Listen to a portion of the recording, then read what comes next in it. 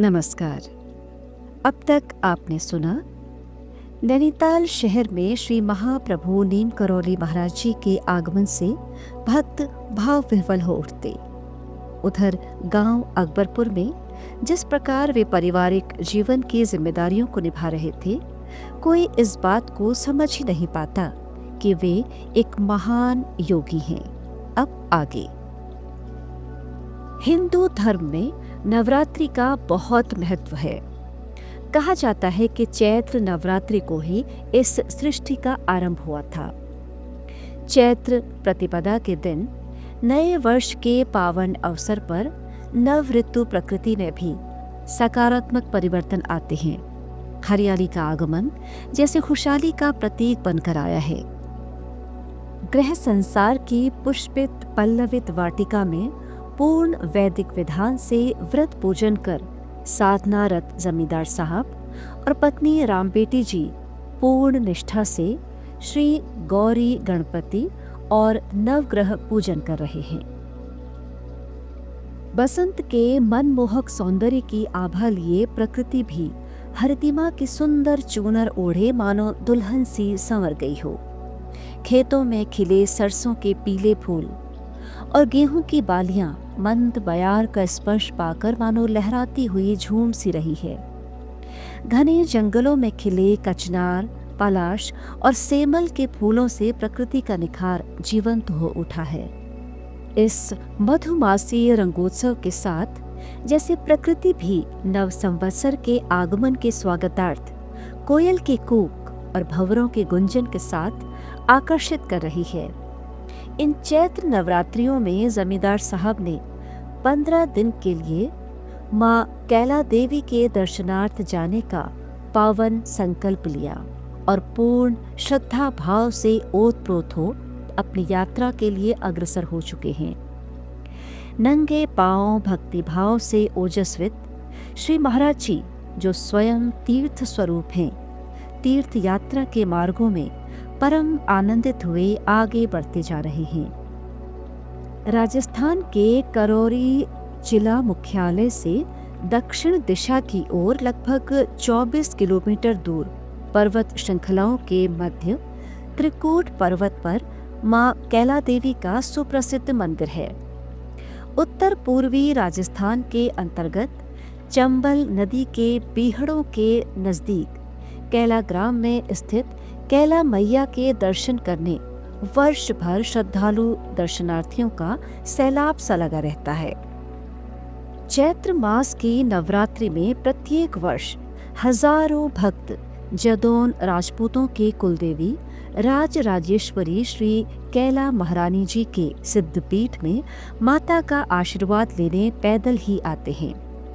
इन्हीं चैत्र नवरात्रियों में भक्तों के विशाल समूह में नंगे पैर नवरात्रि के व्रतों को श्रद्धा पूर्वक धारण किए हुए अनंत कोटि विभूषित सुख धाम, जिनके सत्संग में मानव जीवन को आध्यात्मिकता की शीतलता प्रदान होती है, वे महाप्रभु स्वयं तपस्यारत साधना में लीन पैदल चलते हुए श्री माँ के दिव्य स्वरूप को हृदय में समाये हुए आगे बढ़ते जा रहे हैं। जन जन के हृदय की थाह पाने वाले महाप्रभु अपने अंतर्मन में दैवीय कृपा पुंज का आशीष कन्या रूप में प्राप्ति का आधार लिए प्रेम और भावनाओं से मग्न चलते जा रहे हैं।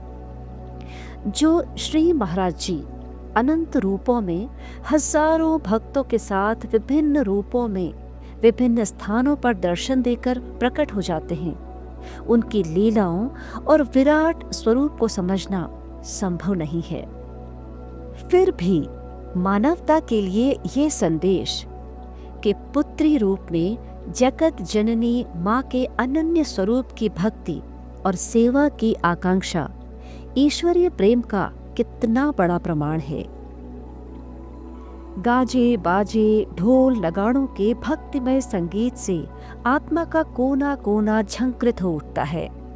मंदिर परिसर में झूम झूम कर नृत्य कर रहे भाव विह्वल भक्तों के प्रेमानुनाद में स्वयं प्रेम पुंज महाराज जी मंदिर के गर्भगृह में विराजमान माँ कैला देवी, माँ चामुंडा देवी के दर्शन कर जैसे स्वयं माँ पार्वती के दिव्य स्वरूप को आशीष रूप में पाने का वरदान प्राप्त कर मानो सुदूर भविष्य की गाथा का त्रिकाल दर्शन कर रही थी। 15 दिनों तक इस शक्ति पीठ में परम प्रेम पूर्ण आध्यात्मिक अवस्था में आनंदित और अंतर्निहित ऊर्जा से ओतप्रोत वे दिव्य शक्ति स्वरूप सर्वशक्तिमान श्री नीम करोरी महाराज जी पुनः फिर साधारण स्थिति में अत्यंत साधारण वेशभूषा में नंगे पांव ही वापस आ रहे हैं। मार्ग में जो भी मिला, दीन दुखी रोगग्रस्त अभिशप्त, उन पर परोक्ष रूप से अपनी कृपा बरसाते हुए वे न जाने मानव रूप में कितने ईश्वरीय स्वरूपों में विचरते हुए अकबरपुर की ओर वापस आ रहे हैं। आम के वृक्ष आम्र मंजरियों से लदकर बोराए हुए हैं। वृक्षों में नई नई सुंदर कोपलें जैसे नव संवत्सर के स्वागत में सज धज कर आनंद के साथ झूम रही हो। 15 दिनों के कठोर व्रत पूजन के साथ तीर्थ यात्रा से घर लौटना पारिवारिक जनों को सदा की भांति उमंग से सरोबार कर देता है। श्री महाराज जी के साथ जैसे माँ कैला देवी कृपा पुंज बनकर राम बेटी जी को आशीषों से अनुग्रहित कर रही थी। घर में नए आलोक और उल्लास से पूजा आराधना हवन और कन्या पूजन आदि का भव्य आयोजन होता रहा। हृदय से अति वात्सल्यपूर्ण प्रेम की अमृतमय वर्षा करते हुए जमींदार साहब ने सभी कन्याओं को मनपसंद वस्त्र उपहार धन आदि की भेंट देकर प्रसन्न मन से विदा किया। कन्याओं को भी इस विशेष दिवस के आयोजन की हृदय से प्रतीक्षा रहती। अनुशासन पर कड़ी नजर रखते हुए ताऊ कभी कभी नियमों के प्रति अत्यंत सजग हो जाते। बड़े पुत्र अनेक सिंह जी जहां सरलता से सारी बातों का मर्यादा पूर्वक पालन करते, वहीं छोटे पुत्र धर्मनारायण जी को ये अनुशासन बेड़ियों की तरह लगता। अब कभी घर से बाहर जाना होता तो ताऊ इतनी हिदायतें देकर कठोरता से अनुशासन की बातें करते कि दोनों बच्चों को लगता काश ताऊ कुछ दिनों के लिए फिर बाहर चले जाएं। ये भी करुणावतार महाप्रभु की लीला ही थी। माँ राम बेटी जी सब समझ रही थी कि बच्चों को याद न आए, इसलिए वे कभी कभार बाहर जाते समय कठोरता से व्यवहार करने लगते हैं। लीलाधर श्री महाराज जी जन कल्याण हेतु एक स्थान पर अधिक समय तक नहीं रुक पाते। सदा ही भ्रमण करने वाले महाराज जी ने कहाँ किस प्रकार अपनी करुणा दया की अद्भुत कृपा की है, ये कोई नहीं जान सकता। भारत के विभिन्न क्षेत्रों में अपने भक्तों के हृदय और मन मस्तिष्क तथा जन जीवन की प्रत्येक क्षण की गतिविधियों का संचालन वे किस प्रकार एक साथ कर रहे हैं, इस रहस्य को समझना मन बुद्धि वाणी से परे है।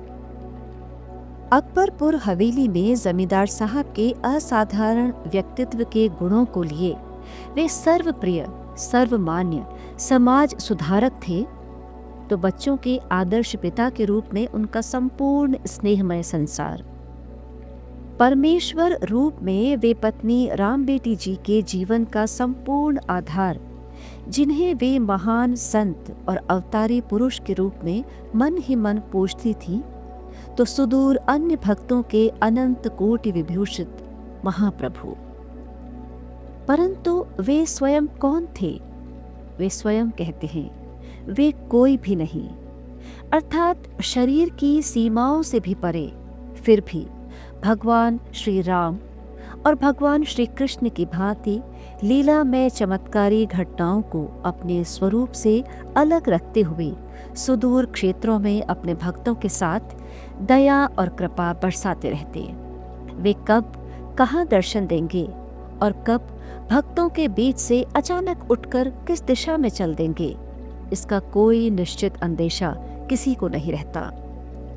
विभिन्न शहरों गांवों बरेली, कानपुर, लखनऊ, शिकोहाबाद, अलीगढ़, एटा, मैनपुरी, इलाहाबाद, अल्मोड़ा, नैनीताल आदि के शहरों को अपनी कृपापूर्ण उपस्थिति से वे सदैव ही मुक्त करते रहते। सर्द कड़ाके की ठंड से ठिठुरता समूचा उत्तर भारतीय क्षेत्र कहीं अलाव का सहारा लिए तो कहीं तपती अंगीठी की आंच में हाथ सेक कर स्वयं को ठिठुरन से बचा रहा था। दिसंबर मास का अंतिम सप्ताह वैसे भी ठंड की चरम सीमा पर होता है।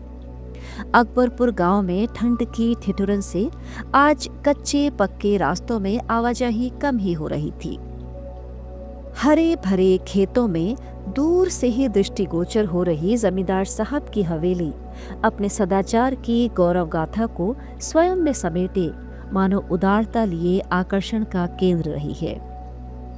हवेली के अंदर माँ राम बेटी के बड़े से सुंदर सजीले कक्ष में सेविकाओं द्वारा उनकी सेवा इतनी तन्मयता से हो रही है कि बाहर की पसरती ठंड के पांव यहाँ कमरे तक न पहुंच सके। कीमती झूलते पर्दों से कक्ष की बंद खिड़कियों को ढककर कमरे में जल रही चिमनीदार भट्टी की गर्म आंच से कमरे का वातावरण बड़ा अनुकूल सा बना दिया गया है। ऐसा लग रहा है जैसे दैवीय शक्ति के कृपापूर्ण आशीषों से सिंचित आज इस कक्ष की वायु भी अनवरत रूप से आलोकित होकर स्पंदित हो रही हो। शिशु के जन्म की घड़ी पास ही है।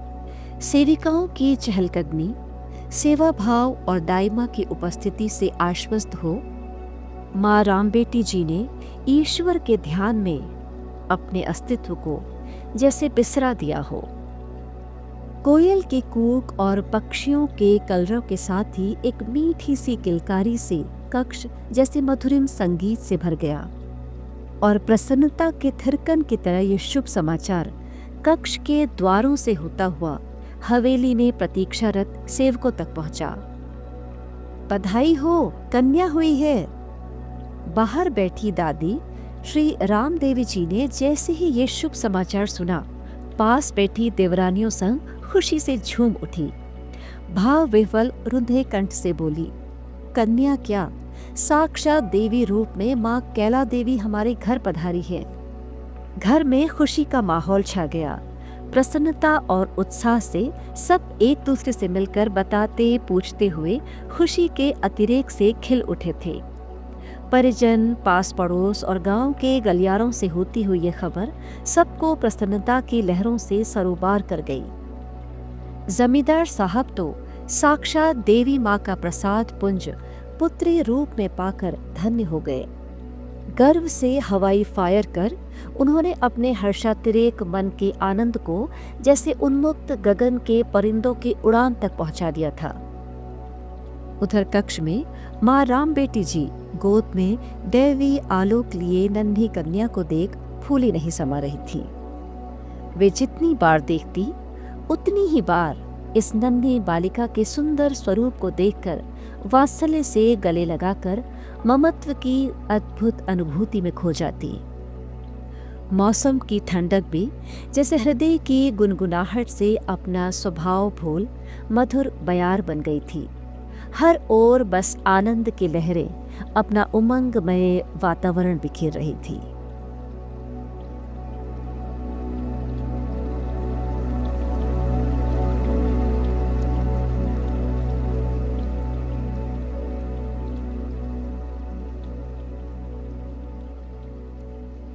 महाप्रभु महाराज जी, श्री नीव करो रे बाबा पावन कथामृत। आज का प्रसंग यहीं तक।